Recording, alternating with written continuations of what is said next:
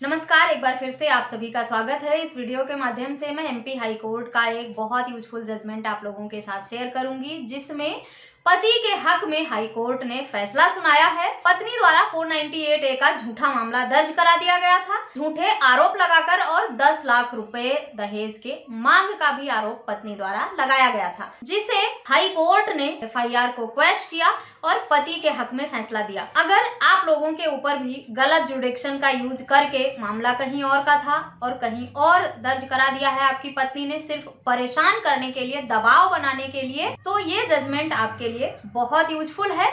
Judgement का link आपको video के डिस्क्रिप्शन बॉक्स से मिल जाएगा, वहां से आप पढ़ सकते हैं। जजमेंट का नाम है Balkrishna Meena versus state of MP. ये 11 जनवरी 2022 का जजमेंट है, जिस एफआईआर को क्वैश कराया गया है और पति के हक में फैसला हुआ है कि संबंधित मामले में पति पत्नी दोनों ऑस्ट्रेलिया में सेटल्ड थे और पत्नी ने पति और उसके परिवार के खिलाफ 498A का मामला दर्ज कराया था, ये आरोप लगाते हुए कि उसे उसके ससुराल वाले और पति ने प्रताड़ित किया, परेशान किया, उसके साथ मार पिटाई की, घरेलू हिंसा भी किया और 10 लाख रुपए दहेज की मांग की। दहेज ना देने पर उसका पति उसे छोड़कर ऑस्ट्रेलिया चला गया। क्योंकि संबंधित मामले में कंप्लेनेंट ऑस्ट्रेलिया में रहती थी, साथ ही उसका पति भी ऑस्ट्रेलिया में ही सेटल्ड था, तो कंप्लेनेंट के सास ससुर जो हैं उन्होंने हाई कोर्ट में याचिका लगाई 482 सीआरपीसी में और अपने खिलाफ हुए जो झूठे मामले हैं उसे क्वैश करने की मांग की कि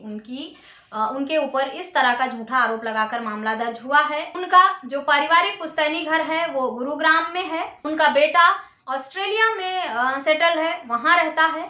अपनी बहू के साथ वो कभी रहे नहीं, शादी के कुछ समय बाद ही पति पत्नी दोनों अलग रहने लग गए थे। ना तो साथ कभी रहना हुआ, ना कोई विवाद हुआ, ना ही उन्होंने कोई इस तरह की प्रताड़ना या हिंसा किया है। उन पर झूठा मामला दर्ज कराया गया है परेशान करने के लिए और दबाव बनाने के लिए। इंदौर में ना तो वो अपने पति के साथ कभी रही है, ना अपने सास ससुर के साथ कभी रही है। गलत क्षेत्राधिकार का भी उपयोग संबंधित मामले में कंप्लेनेंट ने किया है। जो आरोप लगाए हैं, एफआईआर दर्ज किया है, वो भी कई सालों के बाद किया है पत्नी ने और कोई वैलिड रीजन उसने नहीं बताया कोर्ट को कि इतना गैप होने की वजह क्या है, क्यों इतना देर से संबंधित मामले की शिकायत पत्नी द्वारा दर्ज कराई गई है। संबंधित मामले में हाई कोर्ट ने भी सारे तथ्यों को देखते हुए ये पाया कि सिर्फ सास ससुर को परेशान करने के लिए ही इंडिया में इस तरह का मामला दर्ज कराया गया है। साथ ही पत्नी कोई भी प्रूफ नहीं दे पाई थी, ना साबित कर पाई थी। जो भी पत्नी ने आरोप लगाए हैं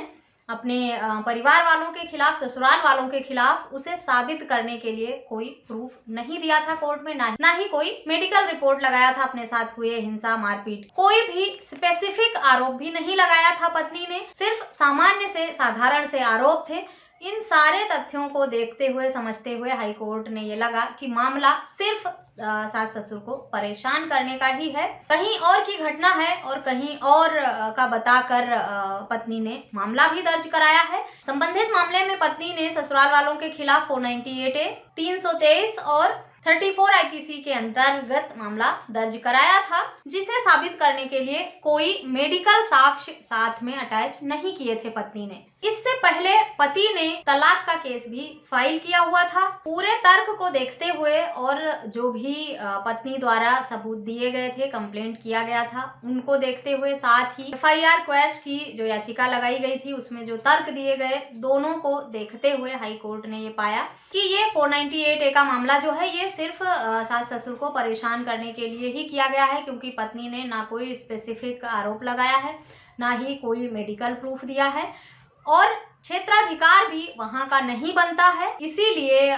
जो 498, 323 और 34 आईपीसी का मामला दर्ज हुआ था उसे हाई कोर्ट ने क्वैश कर दिया। तो अगर आपके ऊपर भी झूठा मामला दर्ज कराया गया है, सिर्फ आरोप लगाकर मामला दर्ज करा दिया गया है, कोई मेडिकल रिपोर्ट नहीं सबमिट हुई है पत्नी द्वारा, आरोप लगाया है जो वो भी काफी पुराने हैं, बहुत लंबी देरी के बाद पत्नी ने 498 डीवी जैसे केस दर्ज कराए हैं, क्षेत्राधिकार भी कहीं और का है, आप लोग वहां साथ रहे भी नहीं है, इस सब तरह का ग्राउंड अगर आपके केस में बनता है, जैसा कि इस जजमेंट में बनता था, तो आप इस जजमेंट का यूज करके अपने एफआईआर को क्वैश करने की मांग कर सकते हैं हाई कोर्ट में 482 सीआरपीसी के अंतर्गत। इस वीडियो को सुनने के बाद, जजमेंट को पढ़ने के बाद आप इस बात को समझ सकते हैं, अंदाजा लगा सकते हैं कि जितना आसान है झूठे आरोप लगाकर पुलिस के समक्ष एफआईआर कर देना, उससे कहीं ज्यादा मुश्किल है कोर्ट में साक्ष्य देकर उन सारी बातों को साबित कर पाना और अपने हक में फैसला ले पाना। झूठा एफआईआर बहुत आसानी से हो जाता है, मैं मानती हूँ, लेकिन अगर वो एफआईआर झूठा है, कोई साक्ष्य नहीं है, सिर्फ साधारण से आरोप लगाए गए हैं, क्षेत्राधिकार गलत है, तो वो केस आगे चलेगा नहीं। आप 482 का इस्तेमाल करके हाई कोर्ट में याचिका लगा सकते हैं इस तरह के एफआईआर को क्वैश करने की। और अगर मामला झूठा है, आप सही से तर्क दे पाते हैं, कोर्ट के समक्ष अपना पक्ष प्रूफ कर पाते हैं, तो आपका एफआईआर बहुत आसानी से क्वैश हो जाता है। इसलिए झूठे मामले से डरने की, परेशान होने की जरूरत बिल्कुल भी नहीं है। जजमेंट का लिंक आपको वीडियो के डिस्क्रिप्शन बॉक्स से मिलेगा, वहां से पढ़ सकते हैं। कोई सवाल है तो मुझे ईमेल, व्हाट्सएप या कमेंट करके पूछ भी सकते हैं। मेरा व्हाट्सएप नंबर आपको वीडियो के स्क्रीन पर मिल जाएगा, डिस्क्रिप्शन बॉक्स से भी मुझसे संपर्क के सभी माध्यम आपको मिल जाएंगे। आशा करती हूँ ये जजमेंट और वीडियो आपके लिए बहुत यूजफुल होगी। अगर वीडियो यूजफुल लगी है तो और लोगों के साथ शेयर करना, मेरे चैनल को सब्सक्राइब करना और बेल आइकन को प्रेस करना बिल्कुल भी ना भूलें। इस वीडियो में बस इतना ही, मिलते हैं नेक्स्ट वीडियो में, तब तक के लिए थैंक यू एंड बाय।